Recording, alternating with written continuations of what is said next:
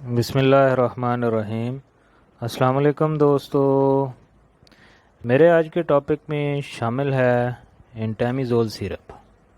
انٹیمیزول syrup بچوں میں ہونے والے لوز موشن، جس میں تیز بھوک اور ساتھ میں درد بھی ہو، تو ایسی کنڈیشن میں انٹیمیزول سیرپ کا استعمال بہترین ثابت ہوتا ہے۔ انٹیمیزول سیرپ ایک بہت ہی اچھا اینٹی بائیوٹک ہے۔ یہ ایک بہترین امیبیسیڈل ایجنٹ ہے اور این ایروبک بیکٹیریا کے خلاف بہت زیادہ مؤثر ثابت ہوتا ہے۔ انٹیمیزول سیرپ کی کمپوزیشن میں کیا شامل ہے؟ انٹیمیزول سیرپ کی بچوں میں رائٹ ڈوز کیا ہوگی؟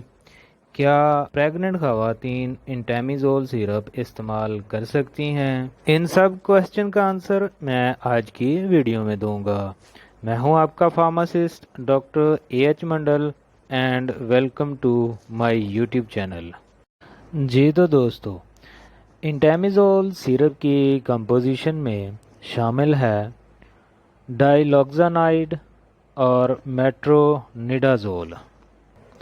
بچوں میں انٹیمیزول سیرپ کی رائٹ ڈوز ہوگی 7.5 mg پر kg ہر 8 گھنٹے بعد۔ اس ڈوز کو میں ایک ایگزامپل سے کلیئر کروں گا۔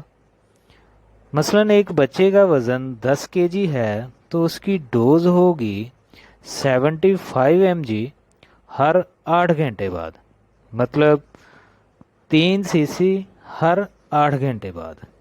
انٹیمیزول سیرپ یا ٹیبلٹس جو ہیں وہ پریگننٹ خواتین میں یوز نہیں کروانی چاہیے، لیکن اگر پریگنینسی 11 ویک سے زیادہ ہو تو ہاف ڈوز دی جا سکتی ہے، لیکن اگر بہت زیادہ ضرورت ہو تب۔